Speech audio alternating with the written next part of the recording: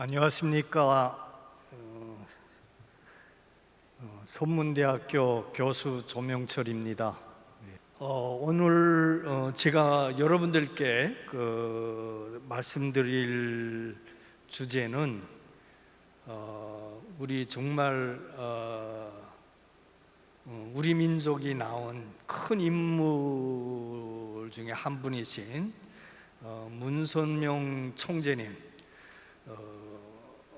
을 제가 처음 북한에서 평양에서 봤습니다만, 그분이 평양에서 남기신 족적을 생각하면서 통일을 지향하는 우리 모두가 다시 한번 초심을 잃지 말자 하는 내용으로 말씀드리려고 합니다.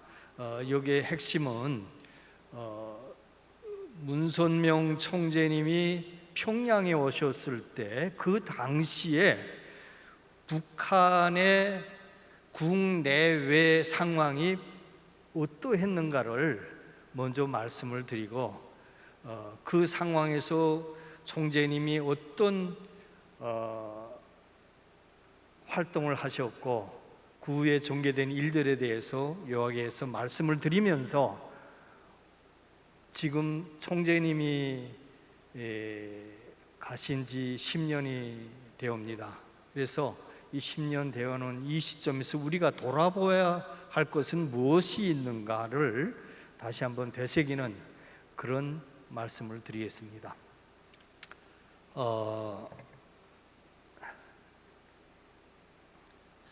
하도 많이 본 사진입니다.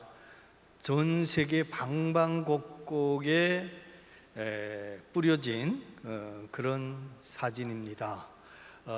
흔한 사진 같지만 그 당시에 91년 11월 30일이죠. 그 이후에 8일 동안 평양을 방문하는데, 사실은 그 당시에 이런 사진을 남긴다는 것은 참 어려운 상황입니다. 여러분들은 지금은 남북한 사이의 그 사이의 교류와 협력과 대화와 지원과 이런 것들이 많이 일어나서 별거 아닌 것 같이 느껴지지만, 이제라도 여러분들이 인터넷에 들어가셔서 문선명 총재 평양 방문 하면 이 사진을 포함해서 여러 사진이 뜹니다. 그 밑에 여러 가지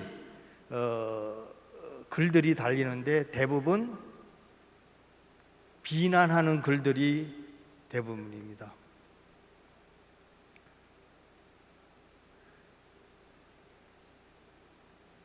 참 용기가 필요하고 아량이 필요하고 대담한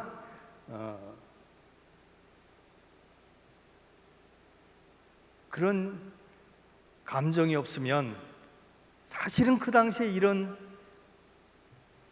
사진을 남길 수가 없습니다. 얼마나 많은 비난과 오해와 공격이 그 당시에 있은 것은 여러분들이 저보다 잘 알 겁니다. 제가 평양에 있을 때 노동신문을 통해서, 그리고 저희 부친을 통해서, 또 고위 간부들의 입을 통해서 들은 얘기를 보면 전 이렇습니다. 제 감정, 그때 당시에 돌이켜보면 우리 문선명 총재, 한학자 총재, 그분 인상은 뭐냐? 문선명 총재님은 장군 이상이다, 이게. 예? 여러분들은 통일교로가 하는 그 교회의 교주로 생각하실지는 몰라도, 그런 걸 전혀 모르는 저 입장에서는 이분의 인상이 북에서 말하는 북쪽의 장수 같은 인상, 장군 같은 인상. 그리고 우리 한학자 총재님, 어떻게 저렇게 밝고 깨끗하고 인자한 얼굴, 그때 당시 일부 사람들은 오해를 하는 사람들이 많았어요. 그때 정말 깨끗하고 밝고 정기 있고 이런 사람들을 주로 북한에서는 주로 그 일본 사람으로 생각하는 사람들이 많았어요. 그래서 혹시 저분이 우리 북한 사람 출신 같지 않다 하는 그런 얘기를 한 사람도 꽤 있었습니다. 그러나 그런 사람 말고 저는 보면 그냥 야, 정말 우리말로 쉽게 하면 이쁘다, 정말 미인이시다, 곱다, 북한말로 곱다, 이런 표현밖에 그때 당시 느낌은 그런 겁니다. 정말 깨끗한 그런 인상. 저 옆에 이분이 제일 끝에 있는 분이 제 선배인 김달현 부총리입니다. 화학공업상도 하고 김일성대 화학공업부를 졸업하고 부총리까지 했던 김달현 부총리가 경제협력 논의를 했고, 저 끝에 윤기복 당 비서 대남 담당 비서 통일전선부장을 겸할 저 끝에 있습니다. 저 김일성대 출신들이죠. 이럽니다. 이 사진. 이 사진을 보면서 그때 당시에 야, 우리 민족에도 야, 이런 훌륭한 사람들이 있구나, 그 기억을 지울 수가 없습니다. 그러면서 야, 정말 아까운 분이 가셨다, 그런 생각을 많이 했고요. 자, 그래서 이제부터 문선명 총재님이 평양에 오셨을 때 그때 전후에 북한의 상황이 어땠는가를 제가 간단히 요약해서 말씀을 드리겠습니다. 그때 당시에 북한의 지도층이 어떤 상황에 빠져 있는가 하는 걸 잘 알려지지 않은 부분도 있지만 알려진 부분도 많지만 제가 말씀을 드리겠습니다. 1989년입니다. 89년이면 서울에서 88 올림픽을 하고 그 다음 해입니다. 88 올림픽을 공동 주최하자고 했다가 무산이 되고, 그 다음에 88 올림픽으로 인한 북한의 국격에 급격한 상실을 만회하기 위한 거대한 정치 행사로서의 89년도 국제 청년학생 대회를 주최를 합니다. 세계 청년학생 축제. 그때인데, 그 전인데, 이때 사회주의권이 영원할 줄 알고 자본주의와 사회주의가 영원히 쌍벽을 이루면서 공생공존할 줄 알았던 그 거대한 한 진영, 사회주의 진영이 거대한 지진이 온 것처럼 흔들리기 시작합니다. 막 흔들리기 시작합니다. 그 전으로 보면 56년도 헝가리 사태도 있고, 68년도 체코 프라하의 봄이라고 생각하는 알고 있는 체코의 바칠라브 광장에서 있었던 사건도 있고 여러 가지 있지만, 그 이후에는 잠잠하던 사회주의 동구권이 거대한 지진을 만난 것처럼 흔들리기 시작합니다. 막 민주화 투쟁하고 인권 투쟁하고 일당 독재 반대하고. 사실은 제일 심했던 데가 폴란드입니다. 폴란드의 81년도에 조직된 자유노조, 여러분들이 잘 아시는 그 바웬사, 이 노조가 커지고 해서 하는데, 여기에 지금 폴란드 바웬사 노조가 89년 9월에 동유럽 역사상 처음으로 일당 독재를 무너뜨리고 자유선거를 통해서 민주국가를 탄생합니다. 소련의 대외 정책에 있어서 가장 중요한 나라는 첫째도 둘째도 관계없이 폴란드였습니다. 여러분들이 모스크바 가면 스탈린식 거대한 건축물들이 있는데, 이 모스크바 종합대학 건물처럼 똑같이 생긴 건물이 러시아에 6개 있고 해외에 하나 있는데, 그게 폴란드 바르샤와 수도에 딱 하나 있습니다. 인민문화궁전이라는 이름을 달고 거대한 건축물이 서 있는데, 해외에 있는 건물로서는 폴란드에 유일하게 그게 하나입니다. 그런 정도로 폴란드를 중시하고 지원하고 했던 나라가 소련권에서 탈퇴를 합니다. 85년도에 폴란드에 김일성이 방문할 때 야르젤스키 공산당 군부 출신인데 일비소가 그 노조를 탄압하는 그런 상황에 있을 때도 지지하고 격려하고 그렇게 왔던 역사입니다. 폴란드가. 그런 폴란드가, 그래서 유럽에 나토가 있다고 하면 사회주의 진영에는 와르샤와 조약이라고 하는 그런 군사 동맹체가 있습니다. 그 와르샤와 조약의 본부가 폴란드에 있던 그 나라가 사회주권에서 나옵니다. 정말 북한의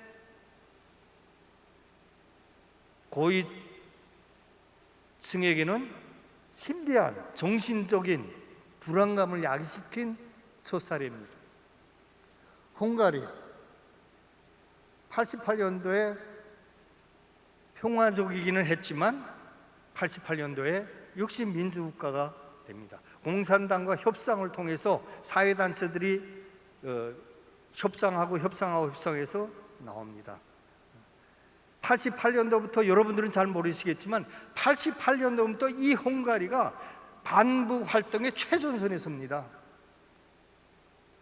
89년도 세계 청년학생 축전에 와서 폴란드 대표단들이 한 행위는 전부 북한을 비판하고 비난하고 세계 청년학생 축전에 온 좌익 청년 단체들에게 자유를 얘기하고, 그래서 그 세계 청년학생 축전에 왔을 때 이 헝가리 대표단을 특별히 관리하기 위한 팀도 만들어졌던 그런 것. 사회주의 형제라고 국가라고 했던 나라가 반북한 활동에 최전선에 있었던, 그게 바로 89년도 7, 8월입니다. 베를린 장벽, 여러분들이 잘 알지 않습니까? 예. 베를린 장벽 너무 많이 들어서. 일단 루마니아, 이거는 충격의 이 폴란드, 헝가리, 베를린, 이거는 진도 5, 6, 루마니아는 진도 7, 8, 이런 충격을 북한의 고위층들에게 안겼습니다. 제가 지금 말하는 얘기는 어떤 얘기냐면 북한의 최고위층들의 생각이라는 겁니다. 그러니까 북한에는 장관급 이상의 고위층들에게 매일 3가지 자료를 줍니다. 3가지 자료. 하나는 참고통신이라고 하는 자료를 제공하는데, 이거는 3개의 부류로 구성되어 있습니다. 한 책은 남조선 정세, 두 번째 책은 국제 정세, 세 번째 책은 과학기술 통보, 이렇게 3가지를 매일매일 전 세계에 묶어서 장학급 이상 고위층들에게 나눠줍니다. 거기에 자료에는 왜곡이 없고 있는 그대로 반영합니다. 그 밑에 차관급, 국장급한테는 참고신문이라는 것을 주는데, 이거는 아주 요약되고 좀 가공이 된 그 다음에 그 밑에 노동신문이요, 예? 뭐 민주조선이요, 청년일보 뭐 이런 것들이 있죠. 이 루마니아 사태. 그래서 뒤에 사진을 보겠습니다. 그 다음에 연이어서 체코 붕괴됐죠. 체코 아시죠? 56년도 아니 68년도 이 체코가 민주화 운동하고 공산주의 그걸 탈퇴하려는 움직임을 보이자 소련이 와르시아 조약 기구에 가입한 사회주의 국가 20만 대군을 끌고 체코 프라하로 진격을 합니다. 그때 거의 3,000명이 죽었어요. 자, 그 사진들을 제가 봅니다. 폴란드 노동운동 바벤사, 바벤사. 원래 폴란드는 기독교 아주 강한 나라였습니다. 그래서 사회주의 국가이면서도 폴란드가 유일하게 성당을 응원하고 예배를 하게 하고 그걸 막지 못할 정도로 이렇게 강한 나라였습니다. 그 나라가 돌고 일어납니다. 80년대부터.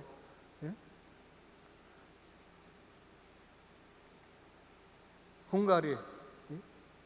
이 헝가리가 또 얼마나 고초를 겪은, 공산 국가에서 얼마나 고초를 겪은 나면 그걸 말하자면 몇 강의를 해야 되지만 요약해서 말씀드리자면 이 56년도에 헝가리 임레나지 개혁하고 민주화하고 인권 얘기하다가 총리에서 쫓겨나고 도망가서 유고슬라비아 대사관에 들어가 있다가 잠깐 나왔는데 소련군에 체포돼 가지고 어디로 끌려가냐면 루마니아에, 그때 루마니아는 친서, 완전 친서 중에 친서였는데 루마니아에 끌려가서 58년도에 처형됩니다. 한 나라 총리를 끌고 가서 처형을 합니다. 그런 헝가리입니다. 근데 89년도에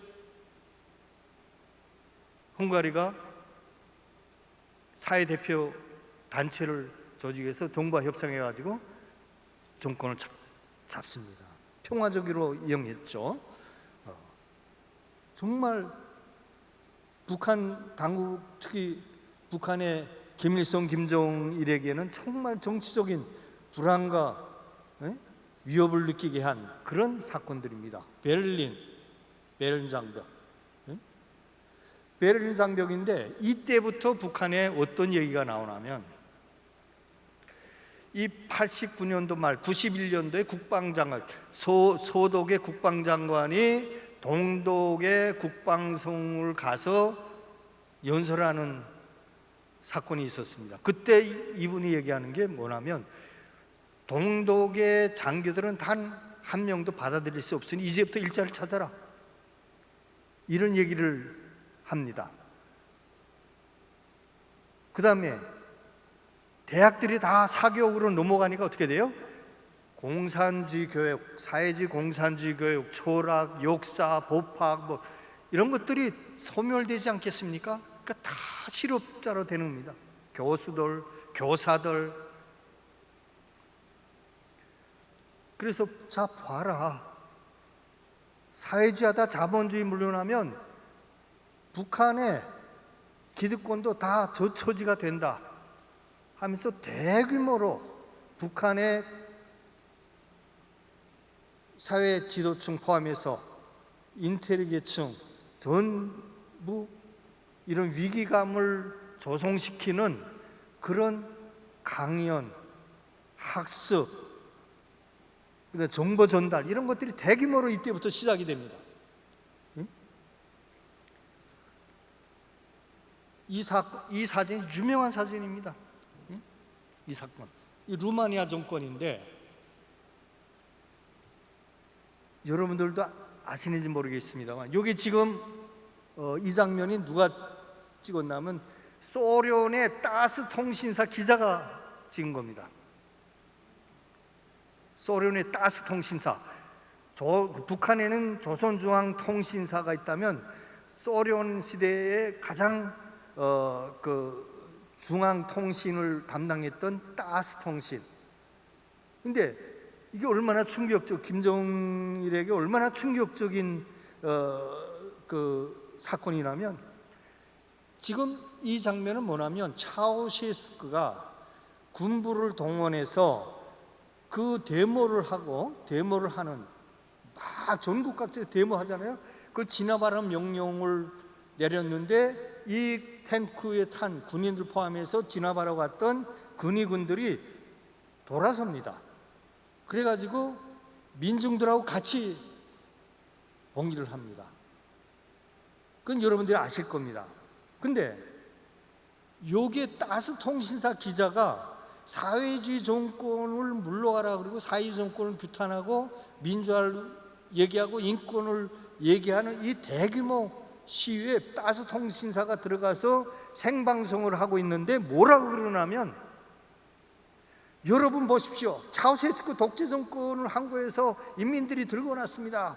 차우셰스크 독재 정권은 곧 무너질 것 같습니다. 막 이러면서 이 군중편에서 옛날 같으면 와르샤와 조약 기구 때처럼, 헝가리 사태, 체코 사태처럼 대규모 군을 동원해서 진압해야 될 소련인데, 이때 이 민중의 표 소속 따스 기사가 생방송을 합니다. 이런 장면입니다. 이 군과 민이 함께 독재를 반대해서 봉기했던 사진처럼 보이지만 그 이면에는 소련이 반차우셰스크, 반사회주의 운동에 가담을 해서 방송을 하는데 충격을 줬다, 이 말. 이 사건이 있은 이후에 제가 그때 김일성대 교수를 하고 있었는데, 북한의 지도층을 상대로 해서 북한 역사상 처음으로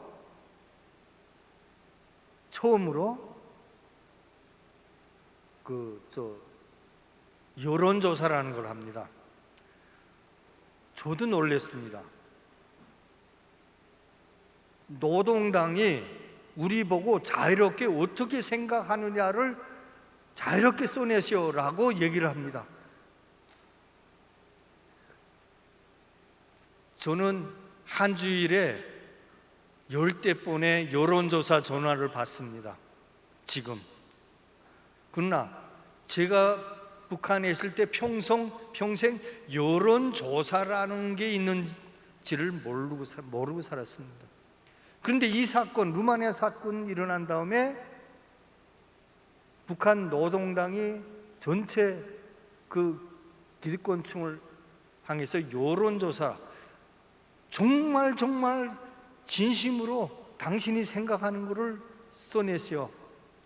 루마니아 사태에 어떻게 생각합니까? 어떻게 생각하냐? 수령이 죽었어요. 수령이. 차우셰스크가 혁명군에 의해서 잡혀가지고 그 자리에서 판결해가지고 그 자리에서 그 장면을 봤을 거예요. 기관총 옥상에서 막 그 자동 소총으로 왁 갈리는 장면. 또는 그 루마니아 공산당 총비서 차우셰스크 부인 엘레나 일리에스쿠, 이걸 어떻게 생각하느냐고 적어내려니까, 그 적어내라는 그 여론조사에도 충격이지만 이걸 속에 있는 말을 썼다가는 어떻게 되겠어요? 그러니까 모두가 어떻게 쓰느냐, 혁명교양, 계급교양, 반자본주의 교양, 수령교양을 잘못해서 저 꼴이 났다, 이렇게 다 쓴 거죠. 예? 자본주의 문화적 침투, 사상 침투, 이걸 막아내지 못하고 혁명교양, 계급교양을 잘못했고 수령에 대한 충실성 교양을 잘못해서 결국은 자기 부하들에게 잡혀서 저렇게 처형이 됐다. 백인 99가 다 이렇게 썼을 겁니다. 유명한 사건입니다. 고위층을 향해서 일어난 사건. 한편 89년도인데 이게 11월인가 되는데 그 12월에 김일성, 김정일이 얼마나 충격을 먹었는지 12월에 당중앙위원회 비상전원회를 합니다. 거기에서 김일성이 장장 얘기를 합니다. 이렇게 당중앙위원회 위원들 쫙 앉아 있잖아요.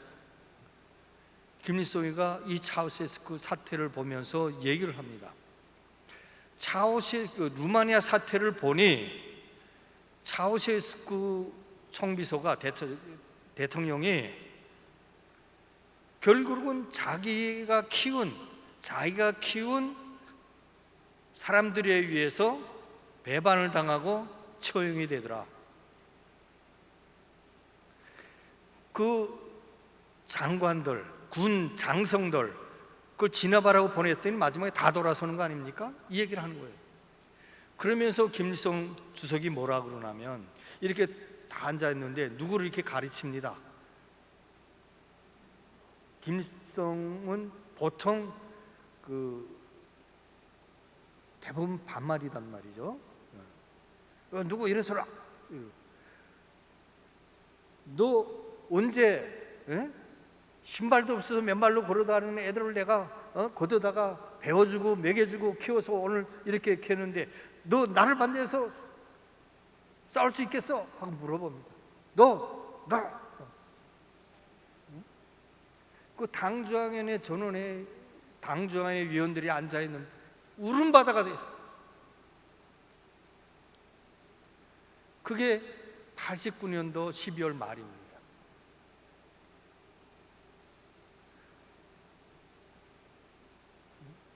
너 일어나. 너 언제 말이야? 정말 어디에 떠돌러 다니는 걸 내가 걷어다가 학원 보내고 심지어 유학도 보내고 그래서 내가 키워서 애증지 키워서 이렇게 훌륭한 자리에 앉혔는데 나를 반대해서 싸우겠어? 김일성이가 이 사건 때문에 너무 충격.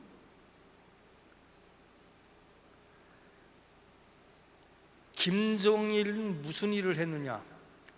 이 사건이 북한에서 가장 큰 처용 사건으로 이어집니다. 군부 처용 사건으로 이어지는 동기를 제공한 사건입니다. 뭐냐? 루마니아를 봤더니 루마니아의 친위 군인들이 배반을 하더라. 근데 이 사람들이 대부분이 소련 군사 아카데미 출신이더라. 그리고 이 장면 아까 봤죠? 이 데모를 하는데 거기에 소련의 기자들, 소련 사람들이 이 사람들 지지하면서 차우셰스크를 붕괴하는데 일조를 하더라. 그러면 소련이 조종했을 수도 있겠다. 이렇게 문제를 설정해 놓고 북한군의 소련 군사 아카데미 출신들을 조사하기 시작합니다. 간단합니다. 그래가지고 거기 출신들을 조사하는 과정에 얘가 유학 시절에 남보다 조금 더 돈이 풍족하게 있었거나 어디 잘 돌아다녔거나 여자가 있었거나 뭐 이런 것들을 다 조사하면서 조지기 시작합니다. 그러니까 하나하나 매듭이 풀리기 시작합니다. 그래가지고 거의 80여 명 이상을 잡아다 죽여버립니다. 그게 90년도 초에 일어난 이 루마니아 사태를 계기로 해서 대규모 군 숙청을 합니다. 잔인하게 죽였습니다. 이 말은 제가 거기에 참여했던 한 인민군 보위 지도원의 말을 들은 겁니다.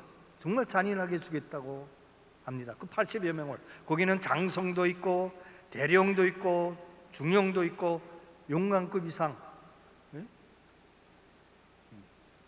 그래서 소련 군사 아카데미 시절에 어떻게 소련에 포섭했느냐 물어봤더니 뭐냐 하면 소련 정보기관은 뭐냐, 그냥 열심히 사세요, 언젠간 한번 부를 테니까, 그저 그런 정도였다 그래요. 그러면서 돈을 대주고 여자를 대주고,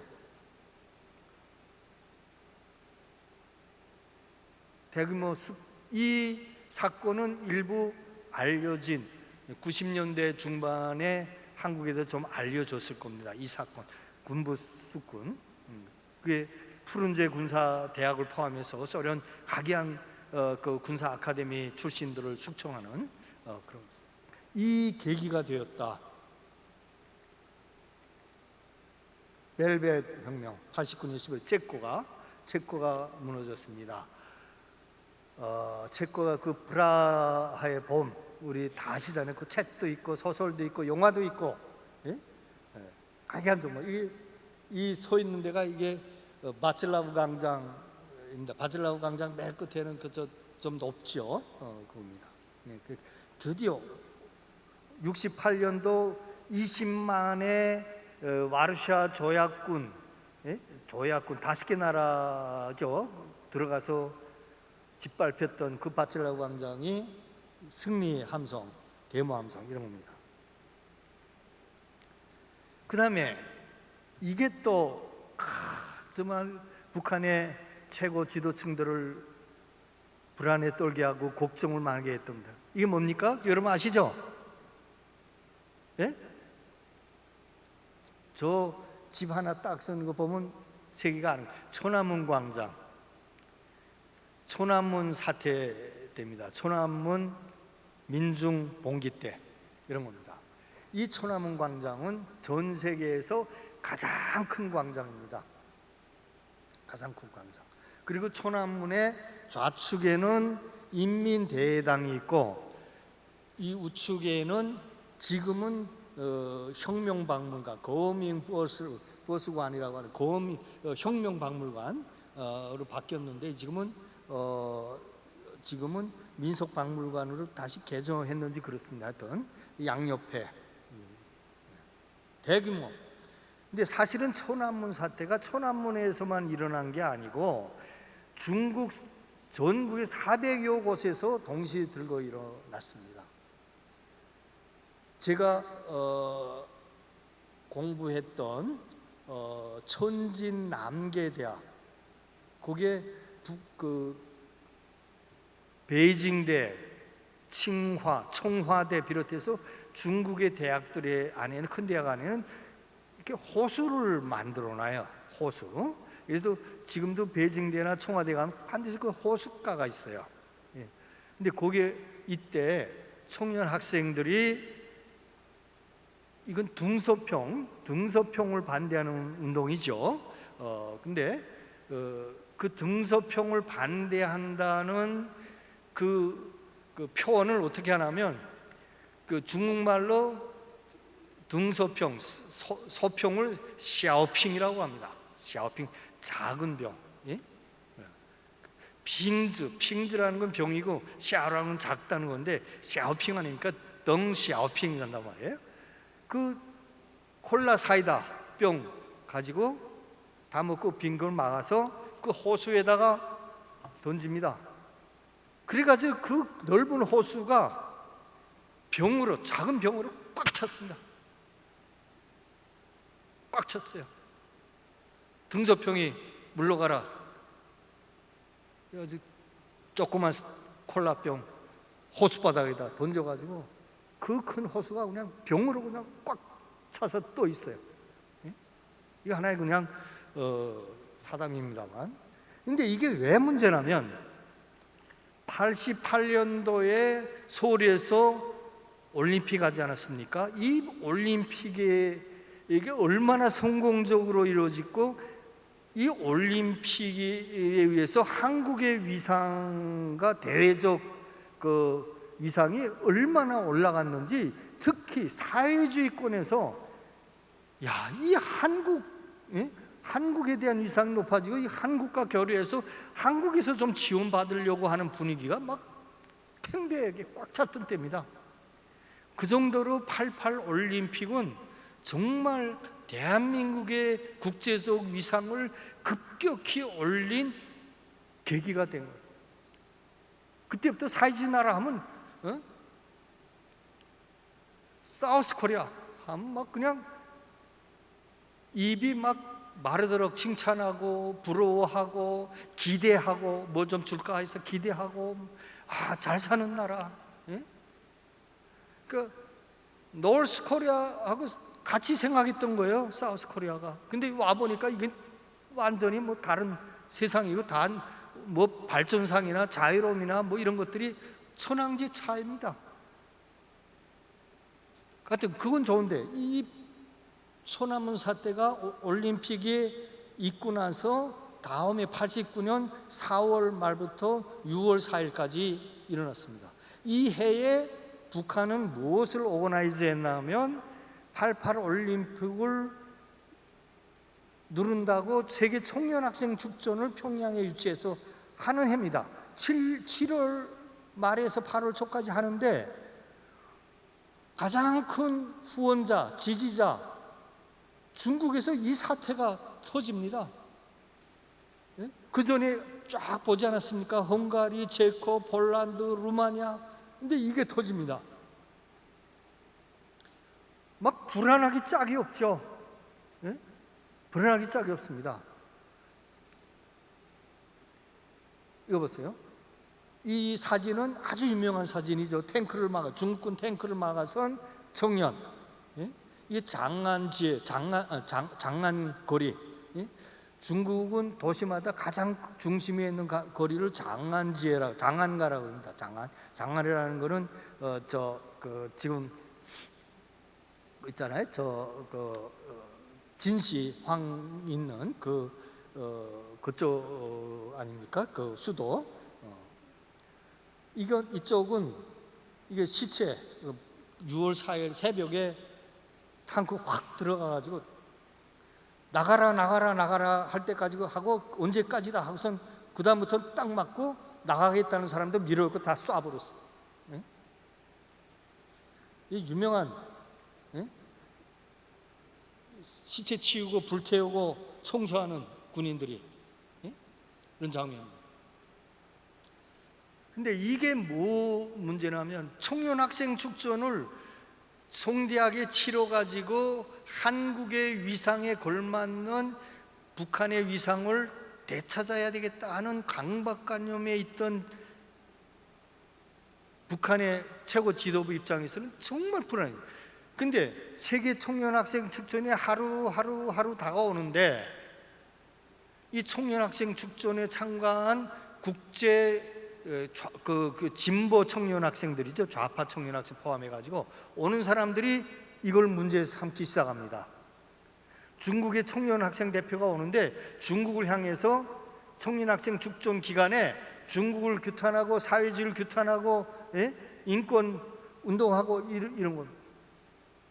그래서 깊은 고민에 빠집니다. 그래가지고 청년학생 축전에 어떻게 하기로 했나? 중국 대표단 오면 막 돌 던지고 욕질하고 막 이러니까 이걸 어떻게 할까? 고민 끝에 한 가지 묘안을 찾습니다. 그게 뭐냐? 중국을 반대한 천안문 항쟁을 지지하고 중국 청년학생들을 지지하고 이런 청년학생 대표단들, 세계 청년학생 대표단들이 그런 운동을 하면 북한 청년학생들을 대규모 거기에 투입해서 같이 소리 지르고 같이 뭐하고 이래가지고 방해를 하자. 그래서 반중 천안문 운동 지지 운동이 아니라 뭔지를 그 밖에서 알 수 없게 만들자. 그래서 대규모 청년들을 묶어서 행사장마다 이렇게 따라다니게 합니다. 이게 청년학생 비하인드 스토리인데 이것 때문에 정말 이 천안문 사태 때문에 세계 청년학생 축전은 그 의미가 반감되었다라고 볼 수도 있습니다. 근데 막 공포가 몰려오잖아요. 사회주권이 막 붕괴되기 시작합니다. 근데 딱 하나 그래도 남은 게 소련이에요. 소련. 이 종주국이고 가장 강력한 나라고 미소 양국을 양분해 미소 양국이라고 하는 시대에 초강국에 있는데 설마 소련이 무너질까? 이런 겁니다.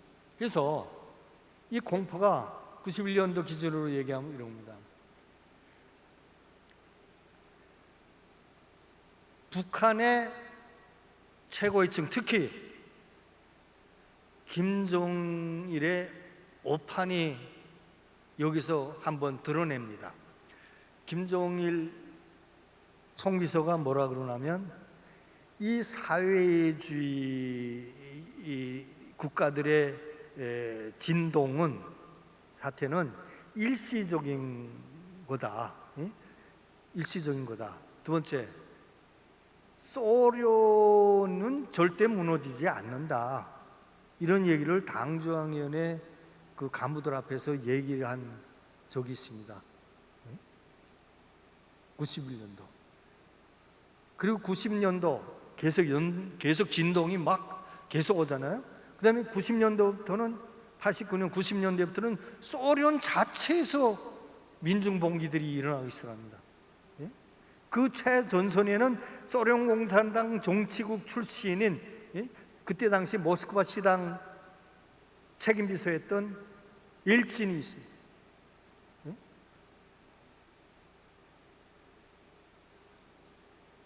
그리고 쿠데타가 일어나잖아요. 군부가 해가지고 민주화운동하는 사람들 진압하고 고르바초프 축출하고 휴양지에 가 있다가 축출한 소리 듣고 다시 오잖아요. 그래가지고 일진이 들고 일어나가지고 다시 군부를 축출하죠. 그리고 공산당, 역사상 처음으로 공산당 총비서가 공산당 불법화에 서명을 합니다. 대통령 자격으로. 소련 공산당 90년대에 불법화됐습니다. 근데 그 직전까지도 북한의 최고 지도부는 소련은 무너지지 않아. 소련은 어떻게 무너져? 사회주의 첫 국가, 사회주의 이념 국가이지만 사회주의 실천의 첫 국가, 거대한 경제와 국방을 가진 나라.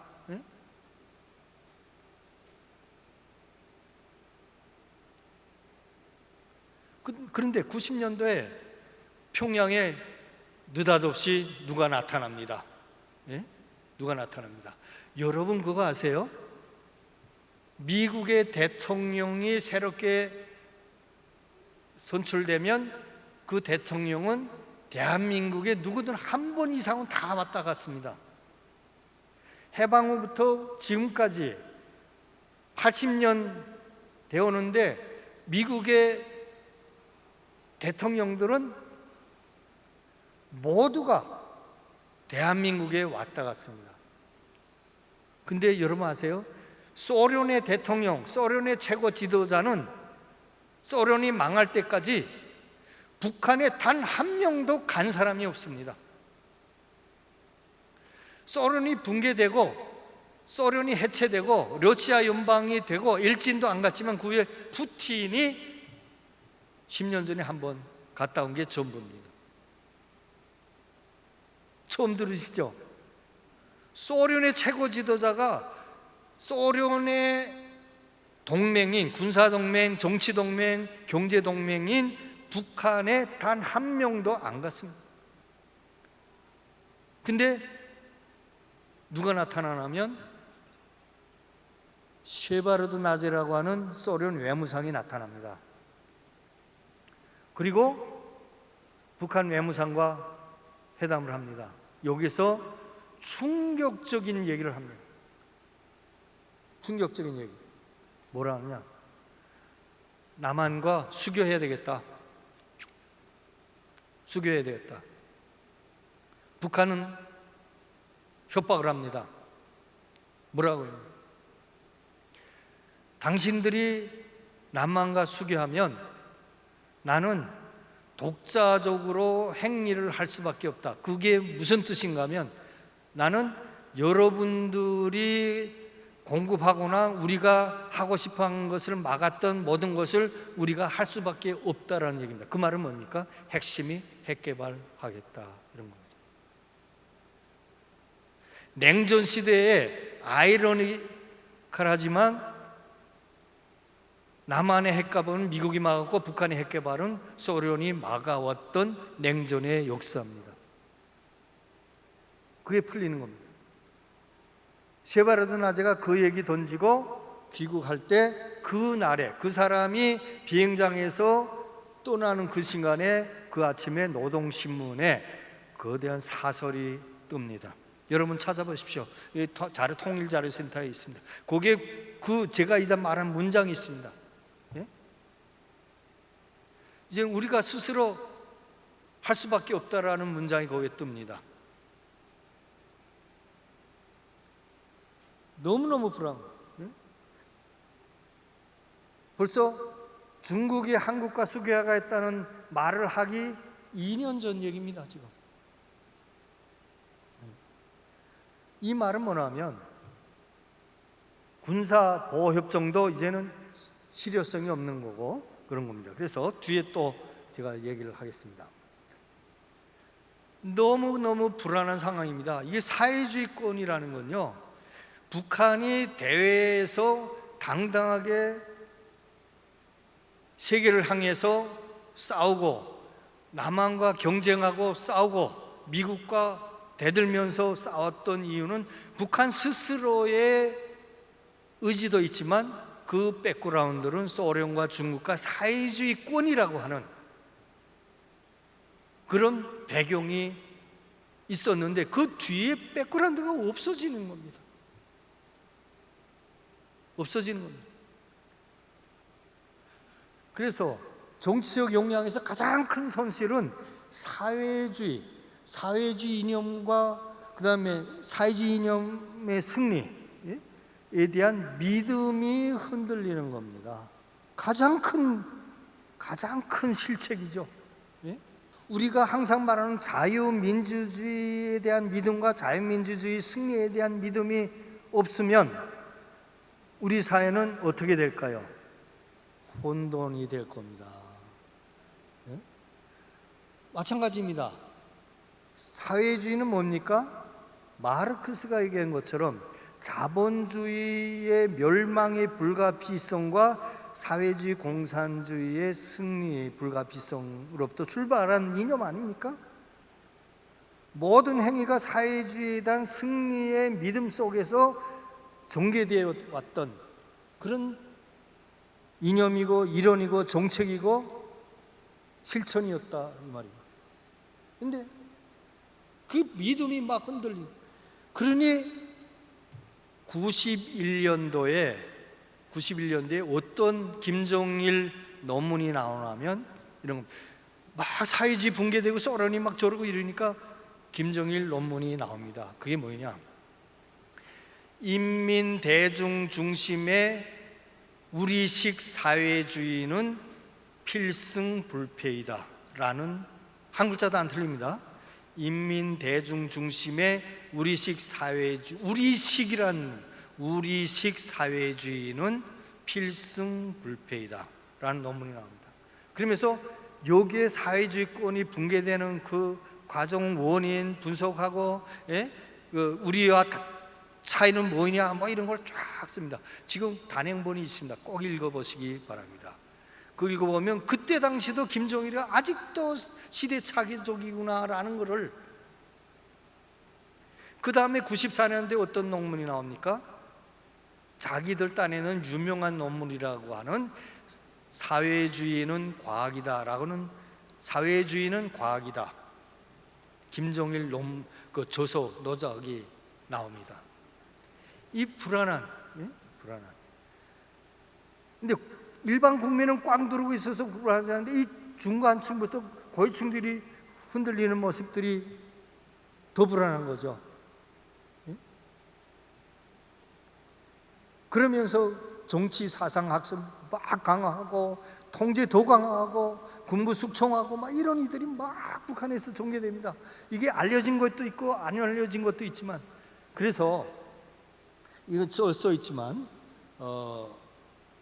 이 국제사회주의의 경제적 그 효과, 그 제가 몇 가지 얼마나 큰 진동이 있었느냐, 그 진동 속에서 누가 빛을 가지고 갔느냐, 그게 문선명 총재라는 그 얘기를 하자고 지금 이런 얘기를 하는 겁니다.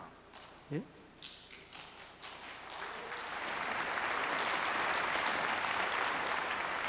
자, 사회주의 경제권이 무너집니다.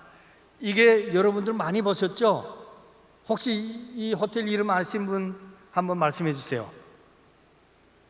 평양에 무슨 호텔이에요? 평양 유경호텔입니다. 이 당시에 한반도에서 가장 높은 고층 건물을 가졌던 대한민국이 85년도인가요? 6년도인가 그러죠. 63, 여의도에 63 빌딩을 짓습니다. 63 빌딩. 그게 한반도에서는 가장 높은 빌딩이었습니다. 예? 근데 북한에 가면 우상화 건물을 전문 짓는 건설회사 이름이 백공오호 돌격대라고 있습니다. 건설회사는 대부분 돌격대라는 말 쓰죠. 이 돌격대가 평양에 가면 세계적으로 가장 큰 개선문 지었고, 평양에서 가장 큰 높은, 세계에서 가장 높은 탑, 주체 사상탑을 지었고, 예? 뭐 비롯해가지고 예? 어마어마한 그 우상화 건물들을 지는 건설회사인데 이름이 백공오호 돌격대입니다. 근데 이게 재정적으로 너무 부담되고, 예? 그러니까 경제 개발에 있어서 경제적 이윤의 일부를 재투자하는데, 이 재투자에 있어서 이것도 또 생산적 재투자와 문화적 재투자, 이 나누는데 문화적이라고 하는 그 항목이죠. 이 재투자가 생산적이보다 문화적 재투자에 너무 많이 가니까 재정이 시청됩니다. 그래서 이걸 해체하자라고 결정을 합니다. 근데 이 백공호 돌격대 아첨꾼들, 지도부의 아첨꾼들이 김정일에게 어떤 제안서를 올리는가 하면, 마지막으로 우리가 노동당 시대의 대기념비적 창조물을 하나 남기겠다, 이런 얘기를 합니다. 그래서 제안서를 올립니다. 제의서라 그러죠. 그때는 그 제의서 김정일이 사인하면 집행되던 그런, 아직도 그러고 있는데, 그래가지고 이 사람들이 제안서는 뭐냐, 거기에 이런 내용이 있다고 그럽니다. 남조선에 63층 빌딩이 있다고 하는데 우리는 70층을 짓고 끝내겠다. 70층. 이 말은 저희 친구 아버지인 당육사연구소 부소장을 했던 그분이 얘기입니다. 근데 뭐냐 했더니 그 냉전 시대에는 죽었다 깨나도 남조선한테 지는 거는 꼴을 못 보는 거죠. 남조선도 역시 북한한테 지는 꼴을 못 봤지 않았어요? 그 대표적인 게 체육 경기입니다. 다른 나라한테 가서는 다 져도 남조선한테 이기면 영웅칭 온 거예요. 예? 남조선에서도 북한만 이기고 들어오면 영웅 대접을 받았던 그런 시대 아닙니까? 그러니까 이게 70층 짓겠다. 그 좋은 아이디어인데 왜 70층이지? 너희들 백공호 돌격대 아니야? 그러니까 백공호층 지어라. 아주 단순합니다. 그래서 졌던 겁니다. 이게 85년도 말인가부터 건축해서 착공을 해서 89년 5월인가 4월인가에 백공호층 다 올렸습니다. 아마 올라간 속도는 그 당시에 세계 최고일 겁니다. 최고로 올라갔어요. 여기까지입니다. 이걸 질 때 어떻게 했냐면, 사회주의 국가들이 붕괴된 게, 사회주의 계획시장이 붕괴된 게 이 하나로 다 말해줍니다. 이걸 질 때 외벽은 유리는 루마니아가 가장 사회주의 경제 시장, 세브라고 하죠. 사회주의 경제 공동체. 유럽에는 EU가 있지만 여기는 사회주의 경제 공동체 세브라고 있습니다. 유리는 루마니아. 여기 가구는 폴란드가 또 제일 잘 팔렸어요. 폴란드 가구였고, 그 다음에 이 관리는 컴퓨터 조정 관리인데, 그때 마이크로 계열, 미니 계열이 아니고 마이크로 계열이 선두주자는 누가였냐면 불가리아였습니다. 예? M80 뭐 이런 것들, 불가리아 마이크로 컴퓨터였고, 이런 식으로 다 분할했던 겁니다. 예? 근데 사회주의권이 90년대 말에 싹 망하니까 90년대에 원리 쌓기는 쌓는데, 지금까지 20년 동안 아무것도 그대로 방치하다가 이집트의 오라스컴이라는 통신회사가 통신권을 받는 조건으로 여기에 투자해가지고 유리를 씌웁니다. 그래서 이거 진지 아직도 내부는 언제 될지 몰라요. 이제는 89년이니까 어떻게 됩니까? 33년째 아직도 있습니다. 이때 당시 63층을 꺾었다고 했던 건물입니다. 이 아사자, 그 다음부터 고라니 행군이 시작되잖아요. 사회주의권이 붕괴되니까 원자재, 에너지 전부 못 싸웁니다. 그리고 시장 가격으로 다, 그 다음에 외화 결제, 달러 결제를 하고, 그전에는 바텀 무역, 즉 구상 무역, 물물 교환, 그리고 루블화 결제 이랬는데 얼마나 많이 죽었는지 모릅니다. 공식 통계는 24만이라고 하는데 33만부터 200만. 이거 보십시오. 이때 당시 90년대에 찍은 건데 여기에 뭐가 안 보여요? 기계가 안 보입니다. 기름이 없어서 기계를 작동 못 시킵니다. 이게 북한에서 주체의 섬유라고 하는 비날론입니다. 비날론 섬. 이게 비날론, 하얀 게 비날론 섬이고, 이 순천 비날론 연합기업소, 북한에서 제일 큰 비날론 연합기업소에서 이 준공식 때 김일성, 그 뒤에 김일성 옆에 있는 분이 저희 부친입니다. 저 악역 기습은 회색, 저하고 비슷한 색 입은 분. 그 뒤에 박성철 부주석, 72년도 이유락 중앙정보부장하고 7.4 남북 공동성명을 발효시킨 그 장본이 외무상도 했던 박성철, 옆에 소인석, 그 밑에 조세영 부총리. 이게 어떻게 폐허가 됐냐면 이렇게 폐허됐습니다.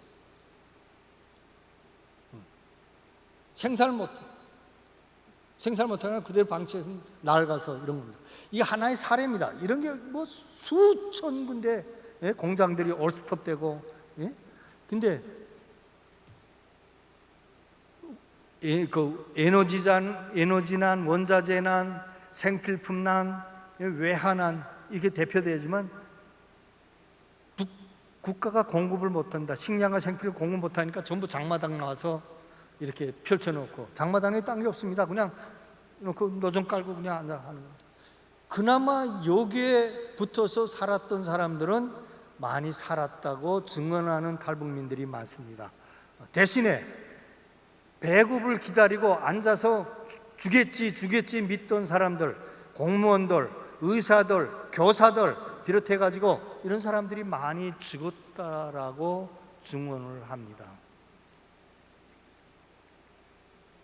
자, 이 철도 차량, 이 철도, 이보다 더 막 끔찍한 사진들이 많지만 그냥 제가 순화해서 이런 겁니다. 창문 없습니다. 유리가 공급하는데 기차 차량에 유리가 없는데 계속 달립니다.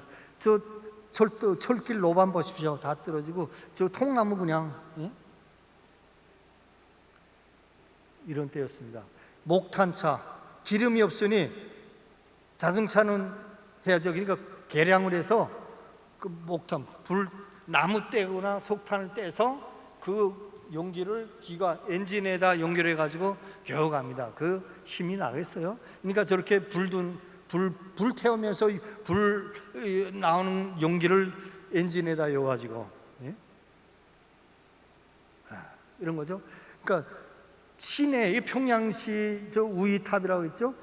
이 중국 대사관 앞입니다. 중국 대사관 바로 앞에 그 모란봉구역 근데 그 개선문 쪽일 거예요. 근데 보시오, 시내에 버스가 언제 올지 몰라요. 네? 그 기차 위에 사람들이 탄 거, 이게 아마 마전, 함경남도 마전에서 찍은 거라 그래요. 이게 세계적으로 유명한 사진입니다. 네. 근데 이때 이 시간이 자꾸 끊어달라고 해서 제가 가는 겁니다. 빨리 끝내겠습니다. 이런 앞에서 본 거에 뭡니까? 우리가 말하는 표현, 앞에서 우리가 본 이 사진들 보면 그게 바로 어둠입니다. 광야입니다. 예? 그 이상 어떻게 더 표현하겠어요? 근데 사회주의권이 무너지지, 예? 형제국가들이 배반하지, 예?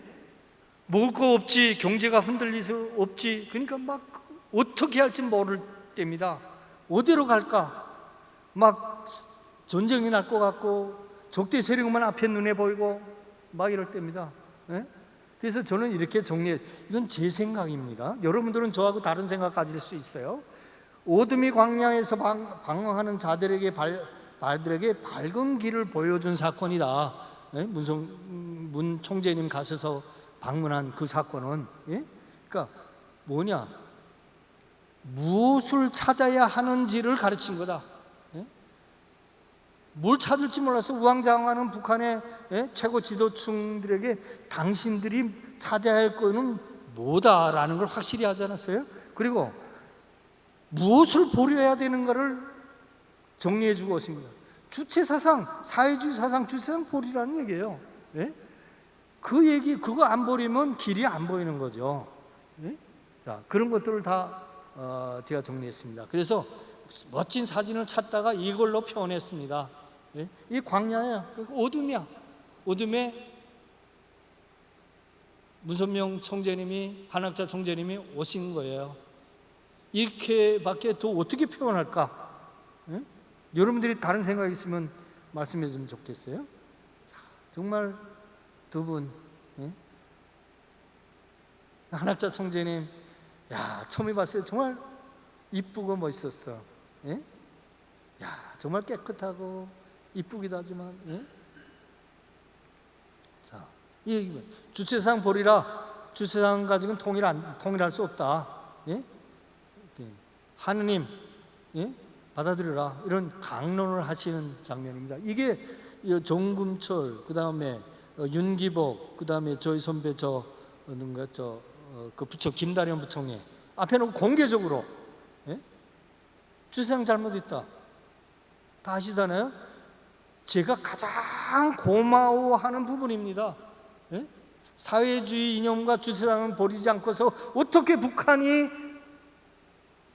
대한민국과 같은 그런 성장과 자유를 구가할 수 있겠느냐를 함축적으로 말씀하신 거예요. 대담해요. 북한 평양에서, 그것도 최고 지도자들 앞에서 어느 누구도 없어요. 어느 나라 대통령, 어느 나라 없어요. 유일해요, 이 사람. 이분이 유일합니다. 그게 제가 고마운 거예요. 북한 주민들이 가장 하고 싶다는 얘기를 한 거예요. 예? 통일 사업은 여러분이 잘 아실 거예요. 근데 이제 마지막으로 시간 가서 이제 우리 다시 초심으로 돌아가야 됩니다. 우리는 지금까지 뭘 했느냐?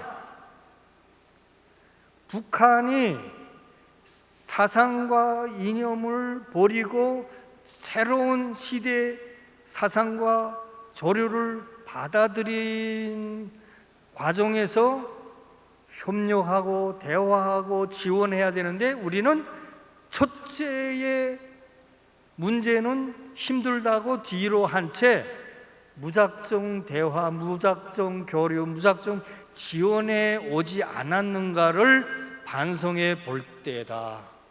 왜? 지금까지 그렇게 했는데 오늘의 북한은 어떻게 되어 있느냐 겁니다. 북한도 문선명 총재님이 주신 선물이 크게 두 가지 보따리인데, 아픈 건 안 하고 놔두고 요 달콤한 것만 받지 않았느냐? 북한도 반성할 때다. 오늘은 달콤할지 몰라도 내일은 또다시 아픔, 어둠이 펼쳐질 거다. 이게 제가 말하자는 초심입니다. 초심입니다. 그래서 이런 그림을 제가 그려왔어요. 이 컴퓨터에서 가장 핵심 뭐냐? 컴퓨터에서 중앙 처리 장치, 센트럴 프로세싱 유닛이라고 하는 CPU라고 하잖아요. 이걸 바꾸지 않으면 주변 장치, 연결 장치, 대화 장치, 그거 현대적으로 바꿀 수도 없고 빨리 할 수도 없어요. 요새 무기들, 군사 무기 보시죠? 누가 빨리 계산해내고 쏘느냐가 이기는 자예요. 비행기가 날아오는데 비행기가 어디 위치에 어떤 속도로 오고 있다는 걸 먼저 파악하고 어느 방향으로 쏴야 된다는 걸 컴퓨터로 다 계산합니다. 그게 빨리 계산할수록 먼저 쏴요. 잠수함도 마찬가지고 군함도 마찬가지고. 근데 이 CPU가 60년대 70년대 CPU 가지고 2020년대 CPU 가지고 싸워서 이기겠어요? 다른 나라하고 경쟁이 안 됩니다. 근데 우리는 뭐예요? 그 CPU는 중앙 처리 장치는 그대로 놔두고 요게 프린팅하는 프린터, 마이크 이런 것들을 전부 새롭게 갈아주려고 그래왔단 말이에요. 자동차도 핵심 뭡니까? 자동차의 부품이 수백 가지지만 그중에 핵심은 엔진입니다.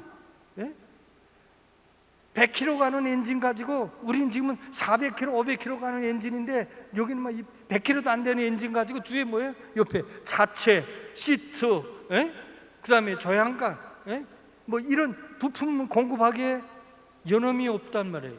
이게 남북 경협이고 지원인 줄 안단 말이에요. 근데 우리가 과연 이 CPU와 엔진을 갈아줄 노력을 과연 했느냐? 안 했단 말이에요. 그래서 이걸 해야 됩니다.